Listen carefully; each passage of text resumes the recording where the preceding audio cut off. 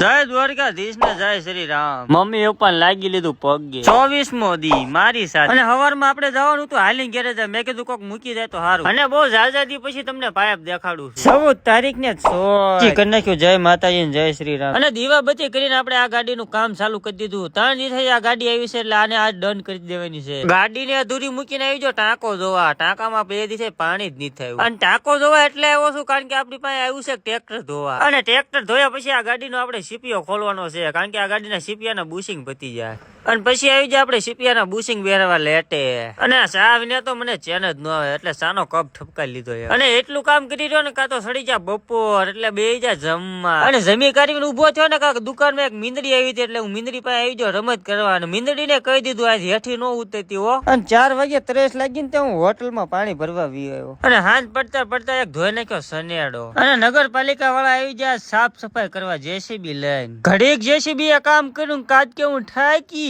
અબે સાલે પાછી ઠપકા લીધી મફતની ચા અને પાછી હાથ પડતા આપણી પાસે આવી ગઈ એક અલ્ટિકા ગાડી પણ એ ધોવા એમ તો હતી નહીં કારણ કે પાણી જ નતું તો આજનો મિની વ્લોગ અહીંયા સુધી જો આંખમાં કણું પડ્યું પણ કાંઈ નહીં એ તો હાલ્યા રાખ। તમે અમારા પેજ ને ફોલો કર્યું કે નહીં? ફોલો કરી રાખો। મળીશું નેક્સ્ટ પાર્ટમાં। રવણ મહાદેવ।